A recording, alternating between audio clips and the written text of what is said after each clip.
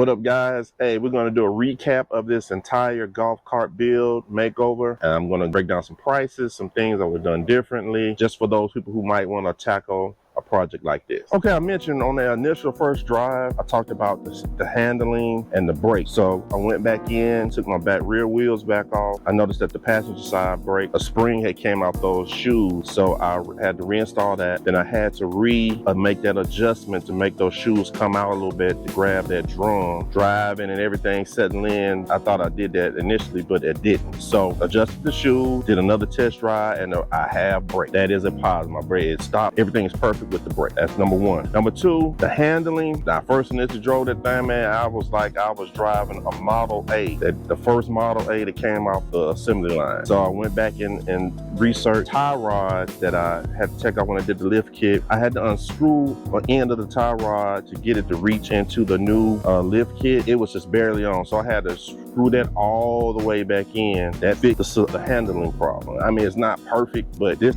older golf cart didn't have rack and pinion like a lot of the new ones have. That rack and pinion is what makes that turning steering a lot smoother. This just has the linkage, the steering wheel and a little thing, and it's just very early. But it's cool now. It's a whole lot better than what it was. And also I noticed when I was looking at the tie rod, I noticed I had one of these things that was off. I was missing this little washer, was not here. Yeah, I got it on that one, but this one was not. So this little spacer was pushing down into this little gasket, I guess you would call that right there. So it was going in, and so I had to go back, take this whole little thing off, find a washer to where this spacer will sit on top of it. It's holding up pretty good, so I will definitely keep an eye on that. This is not the exact thing right here, so I might have to go back and chin up. But right now, it looks like it's getting the job done. So with those brake fix and the steering thing fixed, the cart is running just as I expect. Again, I'm getting to top 15, 16 miles per hour speed-wise, and I think that's pretty cool. Research, they said 15 to 20, that's about average for these carts. So cart is 100% up and operating like I thought it would be. I had initially planned for this cart was a rear back seat. Not certain yet, and here's the second thing is the reason why I'm debating if I want to do that or not. The second thing I'm debating why I'm held off on that rear seat thing are these things right here. Sorry, are these coils. These are coils that I think they on these older cars, they work sort of like a capacitor. Basically, they sort of regulate the speed. When you press on the gas pedal, it sends the current through these coils, and then it goes to the motor. Tremendously primitive technology compared to today. So in the early 80s, I guess this was what the technology had for things like this. I've read that these things are superly inefficient as far as the energy that's wasted and just prolonged battery life. So this whole little thing can be replaced. Another thing, I think it's called a controller and a speed regulator. So you can replace this whole coil set. You'll end up probably replacing this little thing here.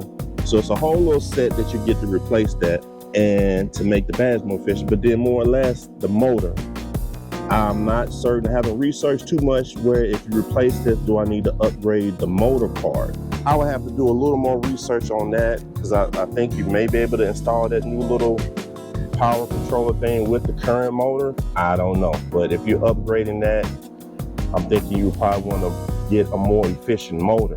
And that's why I'm holding off on the rear seat, because I'm getting about 15 miles, little 15 miles per hour with just that. Now, if I add the rear seats and I put more passengers on there, you know, I'm thinking maybe I may need a little stronger motor or more power to support having 4 passengers on this thing compared to just the 1 or 2. I know I'm good on the suspension side of that because that's the lift kit. I got new shocks, all that. So suspension wise, no problem, I can carry it. But the motor and the old technology on here is, I'm gonna sit on that for probably maybe next summer. If I choose to do that, that means something I might do next summer. I'm gonna enjoy the cart like it is, as is right up now, unless something happens between it will make me do this a lot sooner.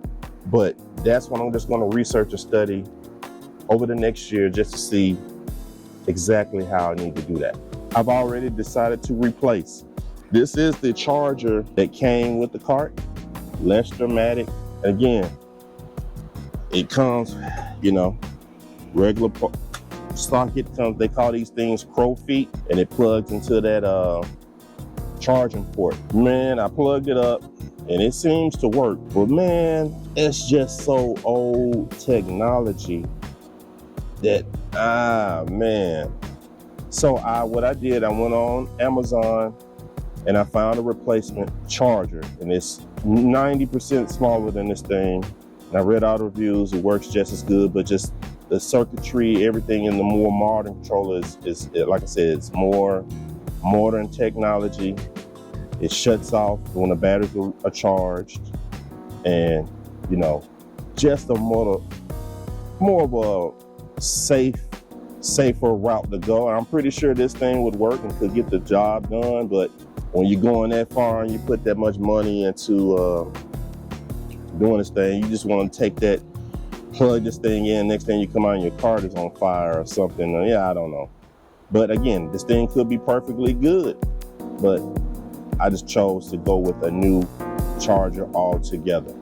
And this is what that charger looks like right here compared to this one. We're gonna break down this whole project, and I'm giving you my final thoughts on everything I've done so far. So let's start with the money side. I paid $1,000 for this cart, which was run. That's key.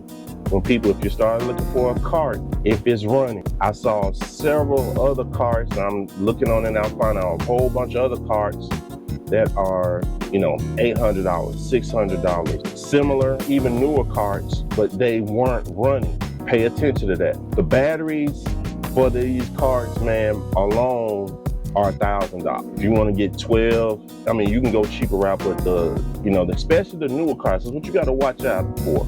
Those newer carts, they have the lithium batteries, and man, those batteries are the most expensive thing on that cart.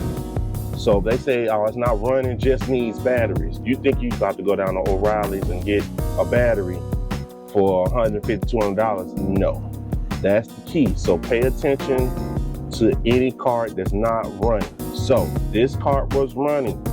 I went and got a test drove it. I think initially $1,500. I noticed that the front leaf spring was broken.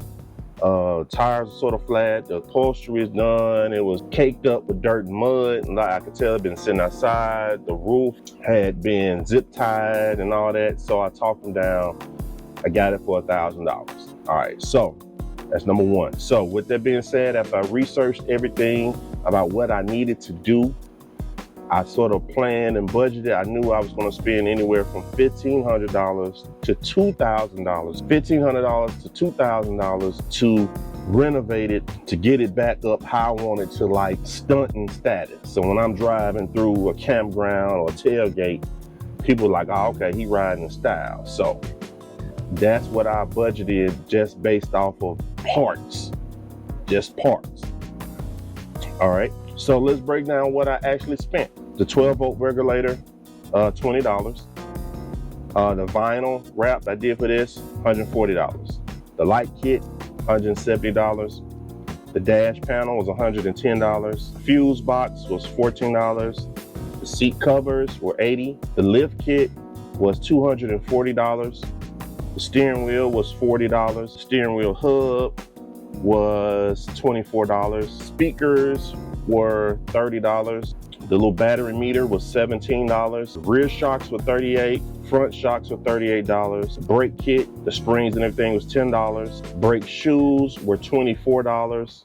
Brake cables were $30. And the most expensive thing on all this was the wheels. The wheels and the tires, which were $525. Then you add the miscellaneous stuff in, all the paint, all the new screws, bolts, hardware, everything, miscellaneous, rivet things, staples, just all the little miscellaneous things. I probably spent $250 on miscellaneous trips to Harbor Freight and Lowe's total. So that total is $1,900 roughly of stuff I spent on to get this how it is right, $1,900. Spend $1,000 on the cart. So I'm invested $2,900 on this thing as we speak. I'm pausing, y'all. I see a spider on my tripod. But anyway, as long as it's over there, we good. All right. So some of you, oh, that's crazy, man. I could have went and bought blah, blah, blah, blah, blah, blah. I could have spent this and got the money, blah, blah, blah, blah, blah, blah, blah, blah, blah, blah. So look, I'm gonna put some pictures up here. Here are some current golf carts. If you go to Facebook Marketplace and just Google golf cart, Google a base bare plain Jane golf cart on the average is $3,000. Just your plain Jane running golf cart is starting around $3,000. You can find them higher, lower, based on where you are, but just you go do your own research. Once you add the wheels and the lift kits and the light and all that stuff to any basic golf cart that you're gonna find, man, you talking $4,000 or $5,000.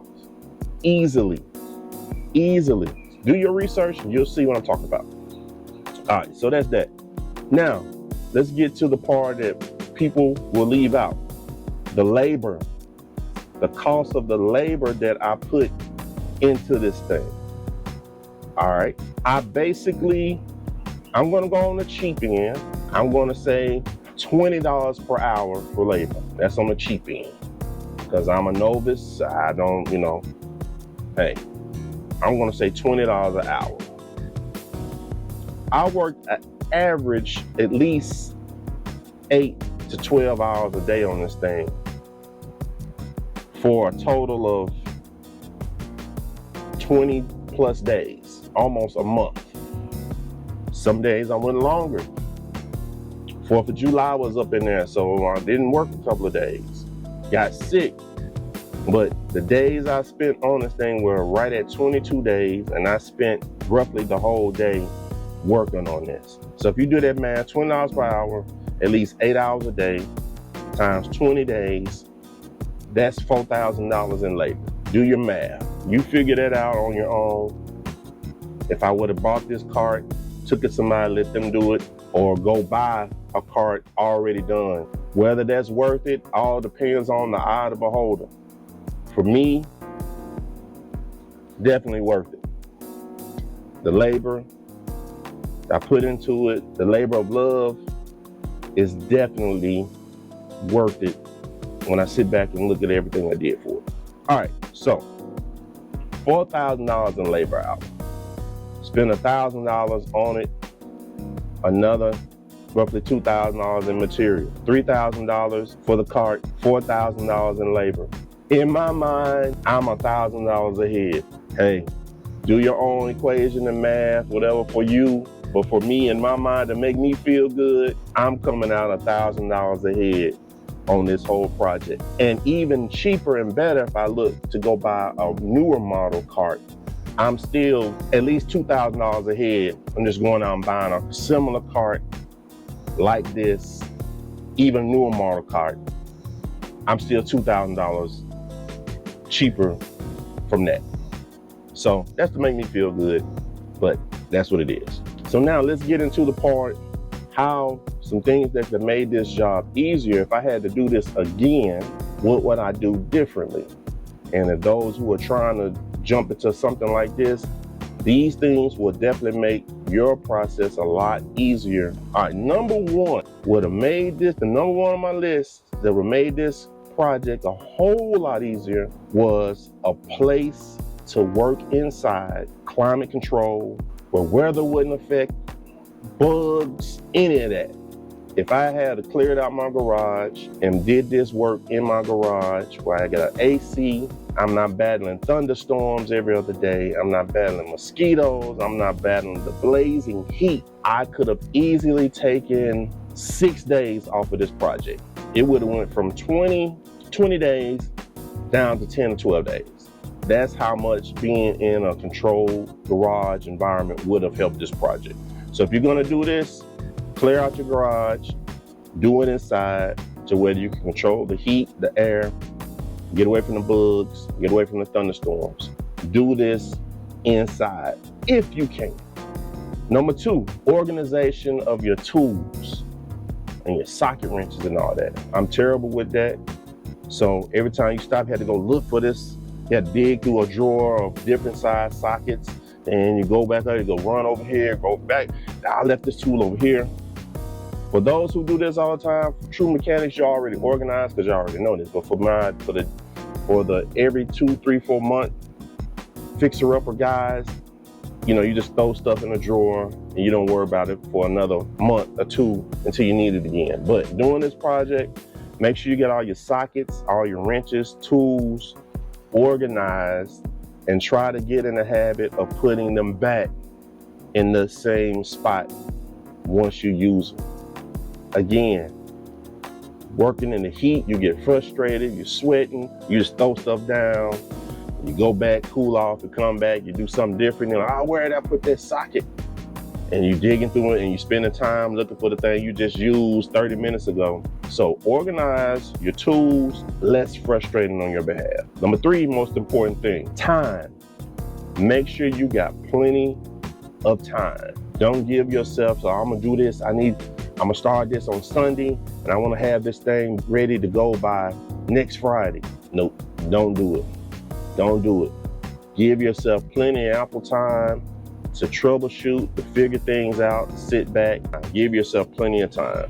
Number 4, when you're ordering your parts, make sure you stay consistent with, like, you know what serial number is, what model number that you have, and double and triple check before you may place those Amazon orders, because there's so many.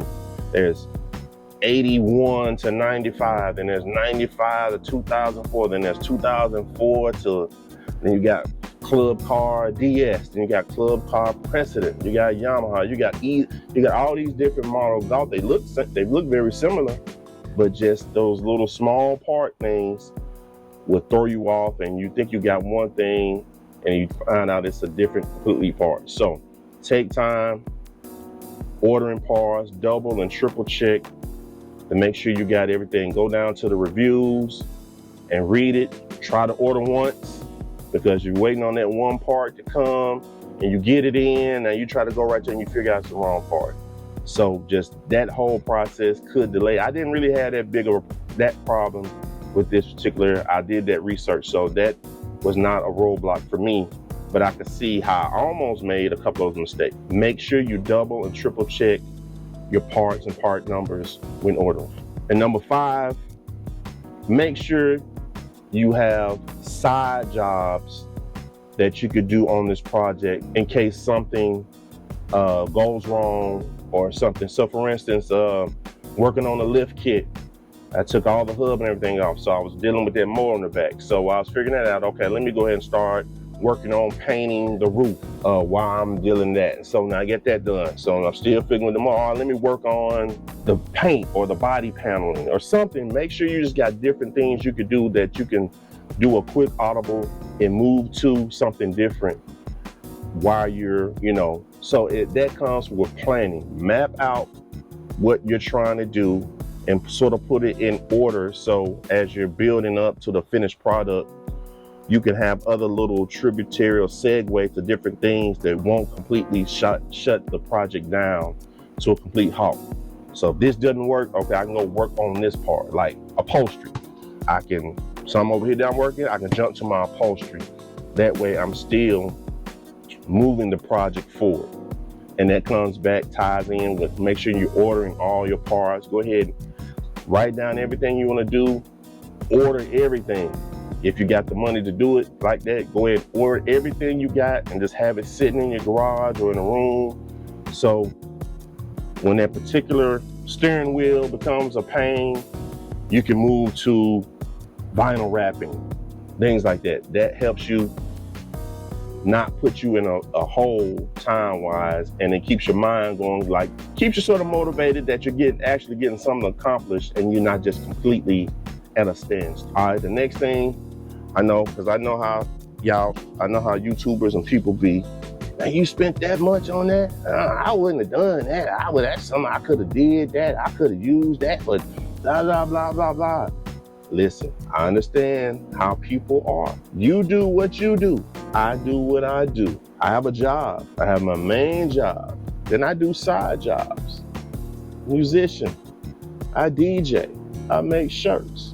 So I try to use my side job hustles to pay for things like this, to pay for RV trips. So you do what you do, save your money. I know people that spend $1,500 on an outfit to go to a club for one night. I know people who spend $2,000 to go kick it on homecoming. The airline tickets, hotels, clubs, drinks, food. We all have our own aspects of how we spend our money. That's completely on you. Do what you do. But this is a labor of love. These type of things are relaxing. These are the challenge of trying to make something old, make it look new, is more valuable than any money price tag you can put on that. Now, some people are not gonna understand that. Some people will. So you want to do projects and things like this, hey man, just put a little money aside. You can go on the high end. I went more on the higher end than the cheaper end. That's completely on you. Person does their thing, and I don't judge anybody for whatever, however you got the money, spend it on what you want to spend it on. Spend it on what you want. And the good thing about this is, and I'm gonna leave this video with this. I spent, let's just say roughly $3,000 total on all this golf cart. I could probably sell this thing right now for at least $2,500. I started off at $3,000. Now somebody gonna try to lowball me, I'll give you $2,800. Man, if I could break even and make $10, $15 profit, it's a win-win for me. So to each his own. But I appreciate you all that's watching. I appreciate everybody to subscribe to the channel. Leave me a comment. Let me know if you tried this. Let me know if you got a golf cart and you're thinking about tackling this type of project. Leave me a comment and I'll be sure to give you a little more inside detail of what I did and how I made this thing happen. All right. Appreciate y'all. Hit that like button, subscribe to the channel, leave me a comment, and we'll get back to you. Hopefully back to RVing stuff real soon. Peace.